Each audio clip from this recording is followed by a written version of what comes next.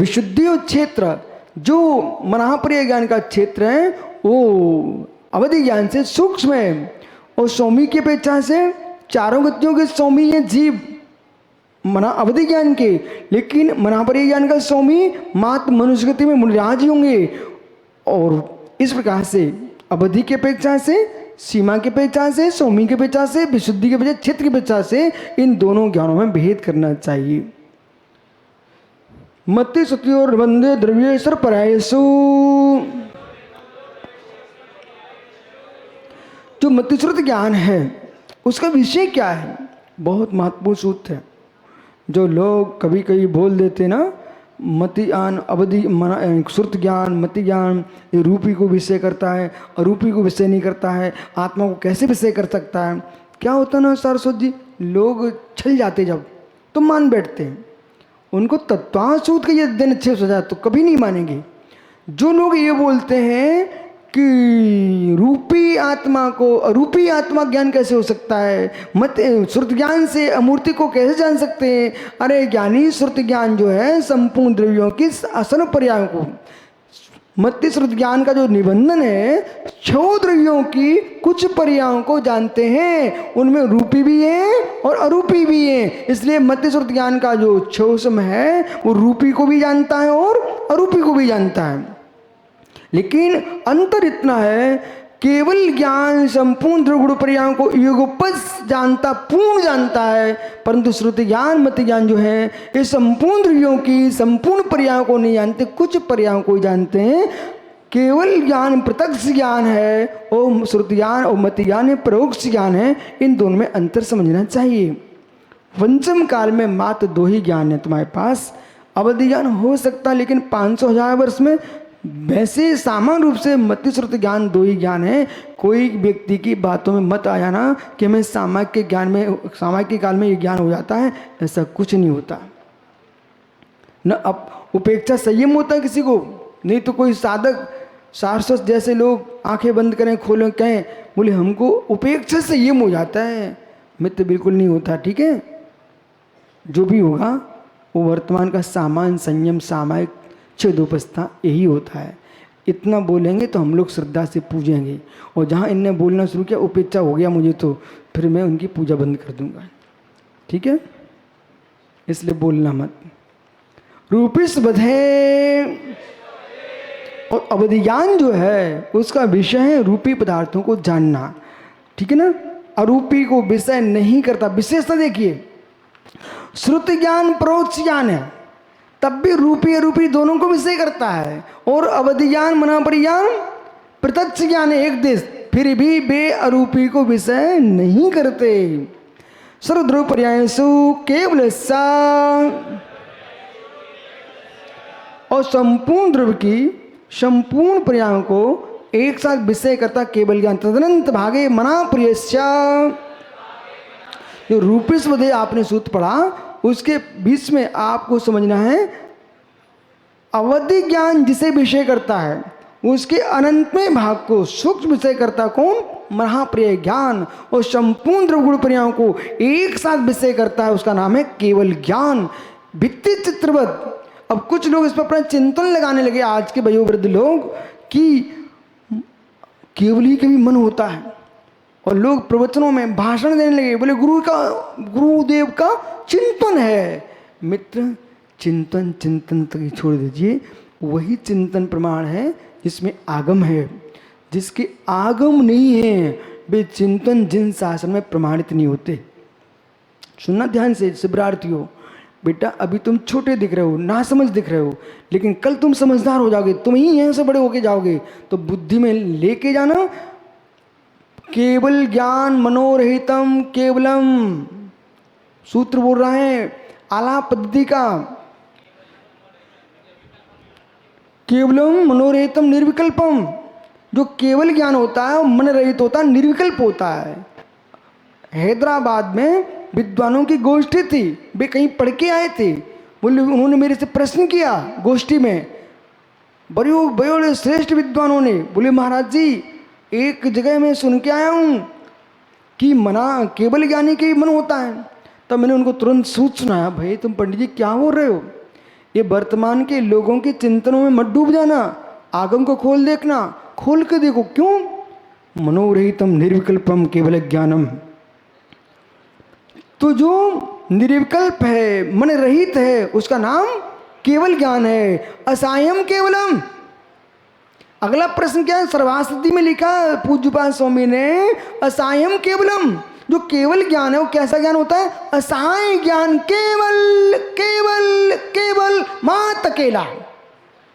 केवल का अर्थ क्या है? अकेला। उसमें इंद्रिय नहीं, मन नहीं, कुछ नहीं।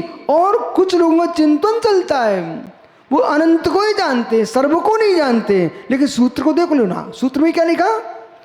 सर्वद्रव्य केवल से। अरे भाई, अनंत भी है, सर्व का वाची है, सर्व भी अनंत का वाची है, ऐसा समझना चाहिए। भगवान का जो ज्ञान है अनंत को भी जानता है, अनंत मात्र को जाने तो एक अनंत को जानेगा, सर्व अनंतों को जानता है, युक्तानंत को भी जानता है, परितानंत को भी जानता है, और अनंतानंत को भी जानता है, ऐसा जानना चाहिए।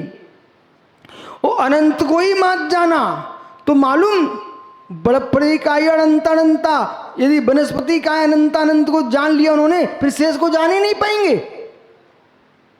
इसलिए ऐसा नहीं है, वो अनंत को ही नहीं जानते हैं, अनंतानंत को भी जानते, युक्तानंत को भी जानते, परितानंत को भी जानते, और संपूर्ण ध्रुव गुण पर्याय को जानते। तज्जयति परम ज्योति समम समस्त निरंत पर्यायी दर्पण तरव सकला प्रतिफलति पदार्थ मालिका यत्र। इसलिए ज्ञानियों अपने जीवन की लीला पूर्ण होते होते आगम की महिमा गाई जाए तो श्रद्धा बढ़ेगी, और जीवन लीला पूर्ण होते होते हम अपने चिंतन दौड़ाएंगे तो मेरे मित्र भविष्य अंधकार में चला जाएगा। यदि हमने भी अपने चेलों को चिंतन सुनाया, उसका यदि आगम नहीं है, तो ये लोग स्वयं जब आगम पढ़ेंगे ना तो कहेंगे मेरे गुरु झूठ बोलते थे। इसलिए गुरुओं को ध्यान रखना पड़ेगा, अपने चिंतन सुनाने के साथ साथ आगम बना के रखें सामने, अन्यथा तुम्हारे ही चेले भविष्य में कहेंगे गुरुजी क्या सुनाते थे, आगम है ही नहीं है वो तो। इसलिए जो भी सुनाओ आगम सुनाओ। भगवान का केवली का जो ज्ञान है मन रहित है, मन सहित नहीं है, कोई मन नहीं होता भगवान केवली के। द्रव मन होता है, भाव मन नहीं होता, ध्यान रखना। और द्रव मन वहाँ कार्यकारी नहीं है। इसलिए षटखंडागम में स्तुत लिखा है केवली के लिए, संगीय के संगी, नो संगी नो असंगी, ना संगीय ना असंगीय। संगी क्यों नहीं है? क्योंकि भाव मन का काम नहीं है। असंगी क्यों नहीं है? द्रव मन उनके पास है, इसलिए नो संगी नो असंगी। ये सूत्र मैंने सुना है आपको षटखंडागम ग्रंथ का। आप जब पढ़ोगे तो मुनिराज बनेंगे तब पढ़ पाओगे, लेकिन तुम्हारा अवभाग्य तुमने आज षटखंडागम का सूत्र भी सुन लिया।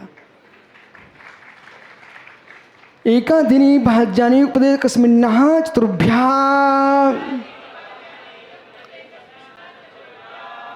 एक आत्मा को, एक जीव को एक साथ कितने ज्ञान हो सकते हैं? कचौड़ी मल जी 4 ज्ञान हो सकते हैं।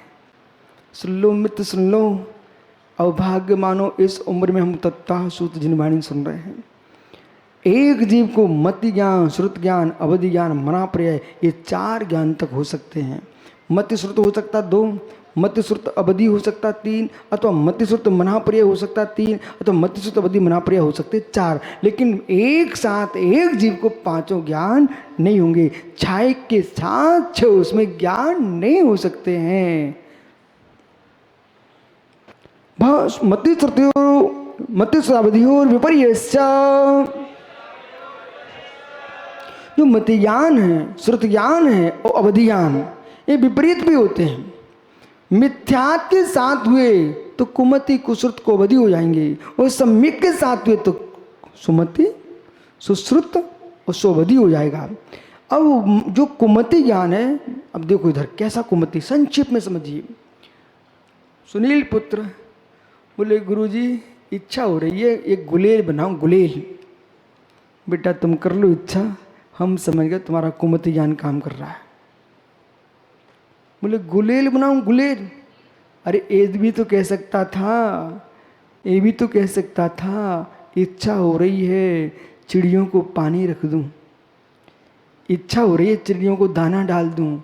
बेटा दाना पानी की तो इच्छा नहीं है, गुलेल बनाना है। क्या करो गुलेल बना के? वो चिड़िया मार के गिराऊंगा ज़मीन पर, ओ हत्यारे। बेटा कौन सा ज्ञान हो गया ये? कुमति ज्ञान। जिसके बच्चे तमंचे से खेलने की इच्छा रखते हों, विष कूट पंजर जहर बनाने की बुद्धि चले जिसकी, ये सब कुमति ज्ञानी लोग हैं बेटा। जिनके कुमति ज्ञान काम कर रहे हैं, ऐसे काम वे ही कर सकते हैं। जिनका सुमति ज्ञान काम करेगा ना, वे तो मालूम दाना डालेंगे, पानी पिलाएंगे और गुरुओं की वंदना करेंगे, जिनवाणी सुनेंगे, अच्छे तीर्थ वंदना को जाएंगे, ऐसी मति चलेगी, दया की पाराम करेंगे। और कुमति ज्ञानी से उल्टी उल्टी करेगा, बैठ जा ज्ञानी। और कुश्रुत, आहा, जिनमें काम शास्त्र, राजनीति शास्त्र, कोक शास्त्र, मेरे मित्र लौकिक शास्त्र, उनको पुस्तकों पढ़े। प्रभु सागर जी उसको कहाँ दिखेंगे जिनवाणी, दाढ़ी माड़ी पता नहीं कहाँ कहाँ के लोग दिखेंगे। कुश्रुत की ओर व्यक्ति के चित्त दौड़ेगा। और जो श्रुतियानी होगा वो कहेगा जिनवाणी अम्मा से बड़ी कोई जगत में नहीं है अम्मा। इसलिए बोध होना चाहिए, सुश्रुत चाहिए है। मालूम सुब्रत सागर जी, मेरे आपसे स्पष्ट कहना है, ये सारे ज्ञानियों को समझा के रखना। कभी कभी संकलन करने वालों को पंक्ति का रहस्य पता नहीं होता। वो कहीं की पंक्ति उठा करके वो कहीं रख लिए, मालूम चला तुम्हारा सुब्रत सागर के नाम से पुस्तक छप गई, सुब्रत सागर के नाम से छप गई, उसमें दिगंबर मुरझाए लिखा था, वो विषय दिगंबर का था ही नहीं। 1997 में एक बहुत बड़ी घटना घट गई थी। 1997 में 1997 में बहुत बड़ी घटना घटी थी। एक जगह एक महात्मा जी ने एक पुस्तक छाप दी मंत्र तंत्र की। वो मालूम उन्होंने सीधे जहाँ जैसा लिखा था वैसा ही बोल दिया, संग्रह करता तुम्हें छाप देना। और मालूम उसमें क्या लिखा था, मंत्र विधि में मांस का प्रयोग लिखा था। और एक पत्रिका पपोरा से निकली, एक ब्रह्मचारी भैया जी थे, तो मालूम उनने छाप दिए, उसमें अंडों का प्रचार लिखा था। तो दोनों से मैंने कहा भाई ऐसे कैसे छपा देते तुम, देखा तो करो। अब ये सिद्धांत की व्याख्या है, आपको अच्छी लगी लाइन, पर लाइन ऐसी अच्छी लगी जैसे मैंने भाई से पूछा था तुम प्रत्यक्ष देख रहे थे परोक्ष, बेचारे को पता ही नहीं था, वो तो प्रत्यक्ष ही बोलेगा ना, लेकिन परोक्ष था।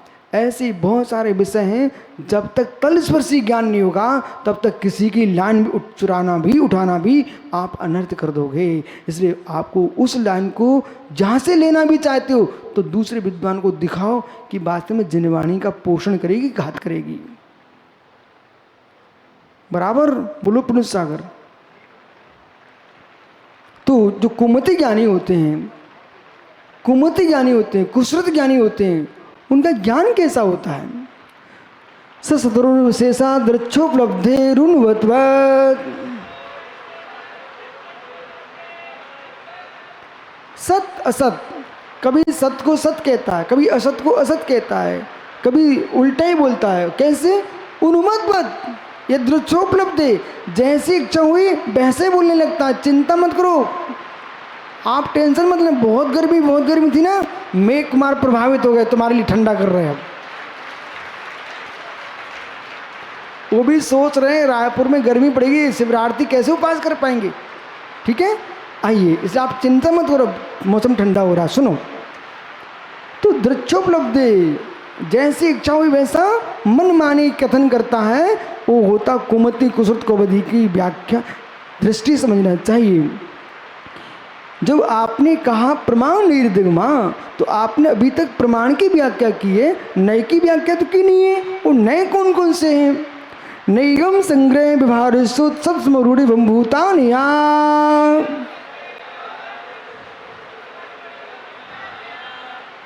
नैगम जो अनिष्पन्न को निष्पन्न बत कहता है, वो नैगम न है। किसी व्यक्ति से पूछा क्या कर रहे हो, कोई चावल धो रहा है, बोले भात बना रहे हैं, ये किसका काम है? नैगम नहीं काम। संग्रह, भेद के द्वारा अवस्थित वस्तु को जो अभेद रूप में संग्रहित करके ग्रहण करता है, विरोध रहित, उसका नाम संग्रह न है। उस संग्रह ने जिसको एक साथ ग्रहण किया है उसको बिना विरोध के विपरीत कर देना, भेद कर देना, ये विभार न है। जो एक समयवर्ती पर्याय अथवा तदायु प्रमाण काल को ग्रहण करता है वो ऋजसूत्र न है। जो लिंग कारक विभक्ति आदि के विचार का त्याग करके व्याख्या करता है वो शब्द न है। जो अवरूढ़ ने को अर्थ ग्रहण करता है उसका नाम समवरूढ़ न है। जैसे गौ पशु, यद्यपि जो गमन करें सभी पशु हैं, फिर भी गाय विशेष को आपने गौ कहा है, ये क्या है? समवरूढ़ न है। एवं भूत न, जो न क्रिया की प्रधानता से विषय ग्रहण करता है वो एवं भूत न है। जैसे कि यहाँ पर बहुत सारे बच्चे हैं, बहुत सारे पिताजी हैं, बहुत सारे दादाजी हैं, फिर भी सबके सामने शिवरार्थी। तुम कौन हो? यहाँ पर किसी से भी पूछना क्या हो ना, शिवरार्थी। क्योंकि इस समय ये शिविर में हैं और स्वाध्याय कर रहे हैं सभी विद्यार्थी, सभी शिवरार्थी। तो जो नए वर्तमान की क्रिया को ग्रहण करके चलता है उस नए का नाम है समवरूढ़ नए। इस प्रकार से ये 7 नए हैं, सातों ही नयों के माध्यम से लोक व्यवहार चलता है और परमार्थ की दृष्टि बनती है। इस प्रकार समझना। तत्त्वार्थ मोक्ष शास्त्री प्रथम अध्याय नमो नमः। आपका पहला अध्याय पूर्ण हो गया। कल तैयार हो के आना। दूसरे अध्याय में जीव के 5 असाधारण भावों की व्याख्या होगी। क्या? प्रतिकोण वो प्रति सागरी कराएंगे। आत्मा स्वभावम परिभाव भिन्नम, आत्मा स्वभावम परिभाव। आत्मा का स्वभाव प्रभाव से अत्यंत भिन्न महावीर स्वामी की